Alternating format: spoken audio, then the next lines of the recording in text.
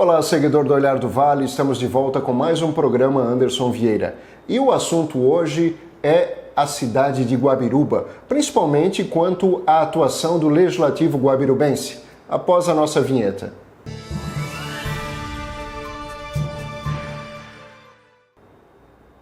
E eu estou recebendo aqui no nosso programa o presidente da Câmara Municipal de Guabiruba, Valdemiro Dal Bosco, do Progressistas. Presidente, muito obrigado pela sua presença aqui no programa. Bom dia, Anderson, bom dia a todos. Obrigado pelo convite para a gente falar um pouquinho sobre o Legislativo guabirubense lá da nossa Guabiruba.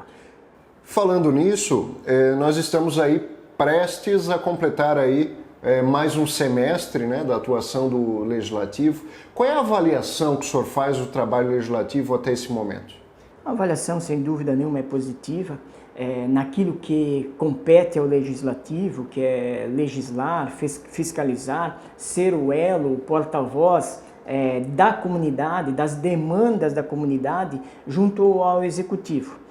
Aquilo que esteve na pauta, aquilo que foi enviado pelo Executivo, foi dado encaminhamento, assim como as demandas da comunidade também, que vem através de todos os vereadores, também foram encaminhadas ao Executivo.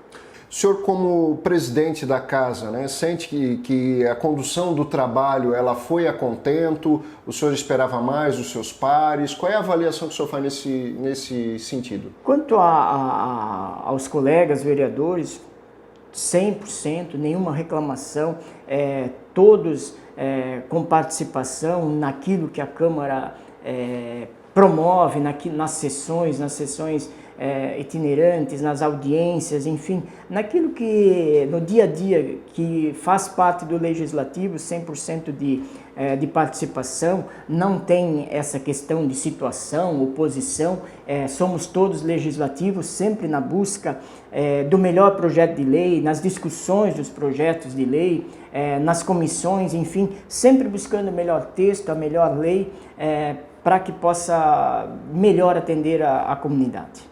Algum desafio que o senhor gostaria de comentar? O grande desafio é a população entender que o Legislativo não executa. O Legislativo legisla, fiscaliza, cobra do Executivo, mas ele não executa. Quando a população tem uma demanda de uma obra, de uma melhoria e coisa e tal, tudo que o Legislativo pode fazer é interceder junto ao Executivo, os vereadores intercederem para que aquela demanda seja atendida, mas ele em si não executa. Quem tem orçamento, o poder de execução é o Executivo. É uma cobrança forte da população em relação a isso, não é, vereador? É que assim, quando a administração vai bem, o Legislativo praticamente fica de lado, aparentemente sem importância para a comunidade. Quando as demandas da comunidade, as prioridades da comunidade começam a ficar um pouco acumuladas ou não atendidas, a cobrança vem para o Legislativo, porque o Legislativo tem essa... Tipo um para-choque exatamente. Da população, né? É um microfone da população, a caixa de som, ou até às vezes o saco de pancada para aquela demanda. Então a cobrança ela começa a ficar forte em cima do Legislativo, até porque Executivo, Prefeito e Vice é um só de cada e vereadores são 9, então, e a população cobra. Então é uma cobrança forte quando a administração, o Executivo deixa um pouco a desejar. É justamente isso que eu ia perguntar também, presidente. Nós tivemos recentemente a presença do prefeito Valmir Zirk na Câmara de Vereadores e a gente vê que os próprios vereadores da base estão descontentes com o trabalho. De novo, não existe vereador de situação, de base, de oposição. Existe vereador que é cobrado da mesma forma ou até mais fortemente quando você é da base, né? A cobrança vem muito forte nesse sentido. Porque a comunidade, eu já falei isso na Câmara de Vereadores, governar é eleger prioridades. Mas o que é prioridade para a população? Depende muito da necessidade de cada um. Mas aquilo que semana sim e outra também ecoa, é trazido lá na tribuna da Câmara de Vereadores, certamente é uma prioridade da população. E o Legislativo, os 9 vereadores, sentiram muito essa cobrança, muito forte nas últimas semanas, dessas prioridades, e na oportunidade do prefeito estar presente, aproveitaram para fazer a cobrança diretamente ao Executivo na presença do prefeito, então. Bom, inclusive o prefeito é do seu partido, do Progressistas, o vice também, né? O vice é do PL. O vice do PL, agora está no PL, né? Mas quando foi eleito, né, estava no Progressistas, né? A gente percebe que esse momento que ocorreu na Câmara de Vereadores, me parece, e aí o senhor vai me confirmar ou não, que existe um desgaste por parte do atual prefeito em relação à liderança que ele exerce no município. O desgaste está em relação ao atendimento das prioridades da população. De novo, aquilo que ecoa semana sim, semana a outra também lá no Legislativo, a questão da escola, da finalização das obras da escola João Ienze, a questão dos pontos de ônibus, a questão das bocas de lobo, a questão de se colocar em prática o Código de Obras aprovado no ano passado, na questão de limpeza de terrenos baldios, calçadas, limpeza e manutenção das calçadas. Então, isso foi meio que um pouco deixado de lado e a população cobrou muito isso do Executivo. Nesse sentido, o desgaste em relação ao dia a dia da administração.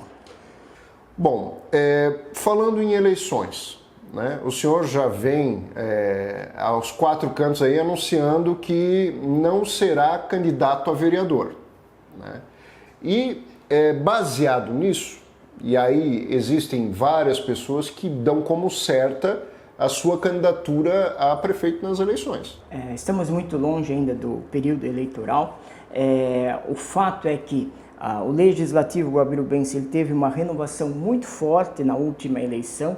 Dos 9 vereadores, eu estou no 3º mandato, o vereador Cristiano no 4º, o Mala, se não me falha a memória, também está no 3º e no 4º, alternados, mas os outros 6 vereadores são renovação, são jovens, literalmente jovens de idade e na política também. Então essa renovação é importante, eu entendo que o meu tempo no Legislativo já acabou e essa renovação é saudável e é bom que continue. Bom, o senhor não respondeu a minha pergunta, né? Disse que não vai ser candidato a vereador, mas esse desejo, esse almejo aí da população em ter o seu nome como candidato a prefeito.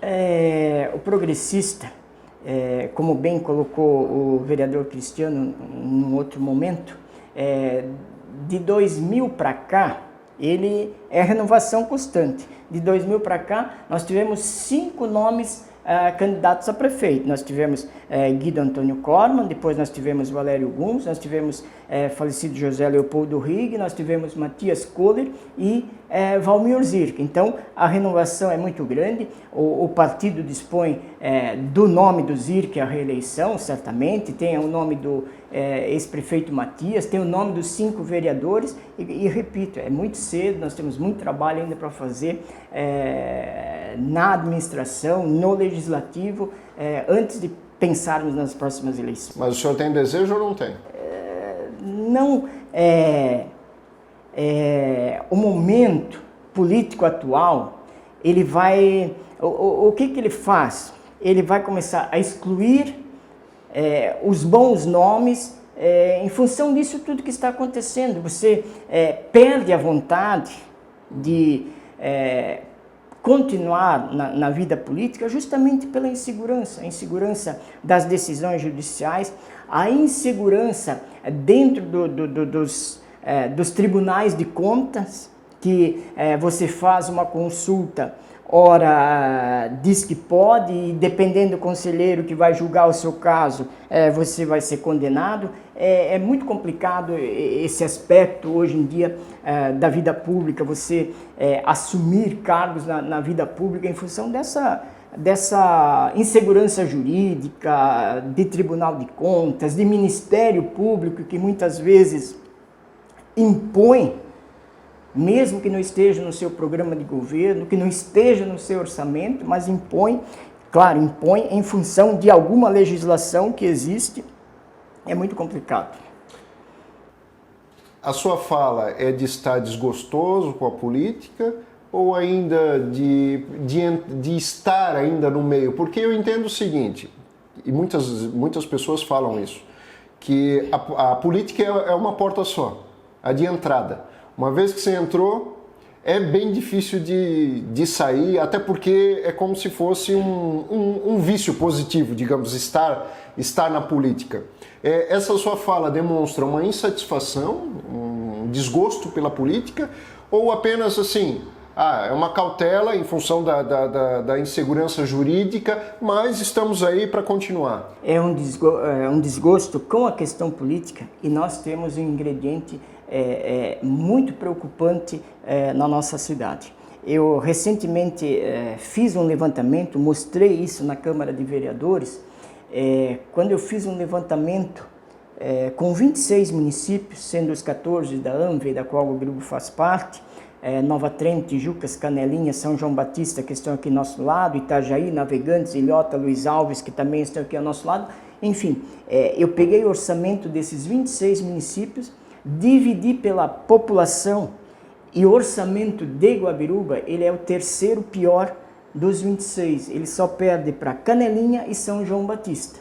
Quando nós fizemos uma média do orçamento dos melhores e dos piores desses 26, nós chegamos que, pela população de Guabiruba, hoje o orçamento de Guabiruba deveria estar em 173 milhões.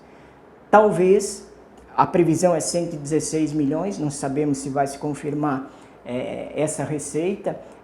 Palavras do próprio prefeito Zirk, que a arrecadação não vem se mantendo nos primeiros meses, mas ainda pode se recuperar. Ou seja, o nosso orçamento está muito limitado para atender as demandas da nossa população. População que ano após ano cresce acima da média, em contrapartida a nossa receita, o nosso orçamento não acompanha, o que gera uma dificuldade, já está gerando uma dificuldade e cada vez mais vai pressionar os serviços públicos.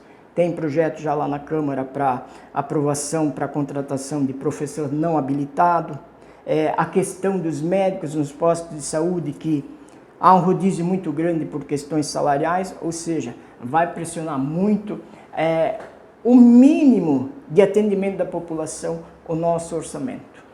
Qual é a avaliação que o senhor faz do governo municipal até o momento?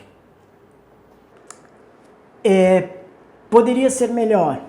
O diálogo com a Câmara de Vereadores, uma questão que muito foi reclamada de todos os vereadores.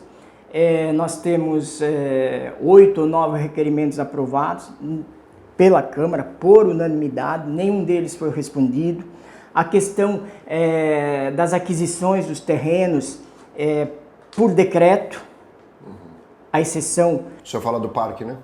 Eu falo de 8 ou 9 imóveis adquiridos e que apenas um, que foi votado na semana passada, veio via Câmara de Vereadores, via projeto de lei, com as avaliações, com a certidão de matrícula, com a exposição de motivos, com a localização geográfica, ou seja, para que a Câmara, quando questionada se aquele imóvel foi comprado por quanto tenha elementos, subsídios, informações para dizer foi comprado por tanto, é para essa finalidade, foi votado pela Câmara de Vereadores. Então, e na questão das prioridades da população, eu costumo dizer que a população, ela não espera grandes obras, ela sabe das limitações orçamentárias, isso vale para Guabiruba, vale para Brusque, vale para o Estado, ela sabe das limitações orçamentárias, né?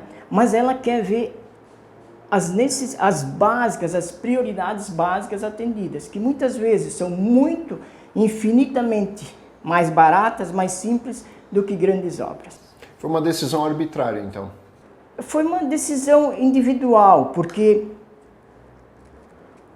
quando você faz algo por decreto, o decreto é tão individual, tão pessoal, que ele não precisa nem precisa das duas mãos para ser editado, basta uma para segurar a caneta e editá-lo, né? E isso contraria um pouco o discurso de se fazer um governo a muitas mãos, né? O decreto é um ato individual. Então, essa relação com o Executivo, essas questões dos decretos, essas questões dos requerimentos não respondidos, poderiam ter sido melhor encaminhados, melhor resolvidos por parte do Executivo junto à Câmara de Vereadores. Essa questão da conversa, né, que o senhor sente falta, né? Exatamente. Da conversa e do verdadeiro papel do Legislativo, que é discutir os projetos, repito, a aquisição de terreno da Planície Alta, lá para ampliação da escola lá da Planície Alta, nota 10, veio com avaliações, veio com certidão de matrícula, veio com exposição de motivos, para que o Legislativo discuta, veja, aprove ou desaprove, cada um tem o seu voto no Legislativo, mas para que quando o Legislativo, quando o vereador for cobrado, ele possa também dizer à comunidade o que se passou e como se passou. Vereador, como é que o senhor vislumbra o cenário do ano que vem da eleição? O senhor acredita que vai ficar ainda entre esses dois partidos que tradicionalmente disputam, progressistas e MDB, ou o senhor acredita num outro cenário? Qual é a avaliação que o senhor faz? Olha, por diversas vezes se teve a impressão que esse cenário mudaria. Nós já tivemos prova disso a última eleição, com não só progressistas, MDB, mas teve outro partido. Em outras eleições também já tivemos. Nós já tivemos PDT na Guabiruba, que hoje não se tem mais notícia. Já tivemos PSDB, que hoje não se tem mais notícia. Nós já tivemos PFL, depois Democratas, que hoje praticamente não se tem mais notícia. Ou seja, nós já tivemos, era o 10 na época que eu... Republicanos, PRTB, né, na época. O PRP, na verdade, né? Enfim, já tivemos várias outras tentativas do surgimento, de fortalecimento de outros partidos, mas sempre acabou convergindo para PP, agora progressista, e PMDB, MDB, sempre acabou convergindo para isso com pequenas possibilidades. Em algumas eleições se teve um terceiro candidato, mas sempre convergiu. E pelo atual cenário político, não vejo que vá ser muito diferente. Talvez o único ingrediente novo seja o PL, com o Jorginho Melo, governador do estado.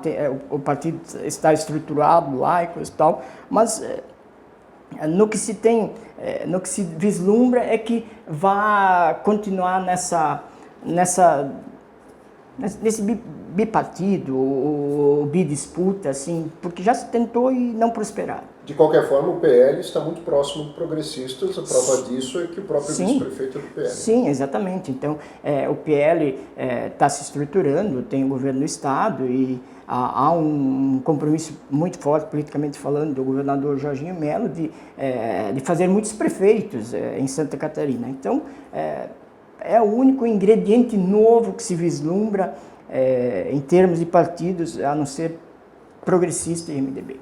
Agora, presidente, o que o senhor espera do segundo semestre quanto à atuação da Câmara? O senhor vê uma possibilidade, né, agora que vocês soaram um sinal de alerta, vamos dizer assim, o senhor acredita numa possibilidade de que o Executivo venha a tentar discutir mais? O que o senhor espera do trabalho do Legislativo no segundo semestre desse ano? Com certeza, o alerta soou, o Executivo, a gente percebe já nas ações, no atendimento dessas prioridades básicas, aquilo que repito, semana sim e a outra também está lá na Câmara, já se percebe uma mudança no atendimento a essas prioridades, e com certeza o Executivo vai ter todo o interesse em conversar mais com o Legislativo.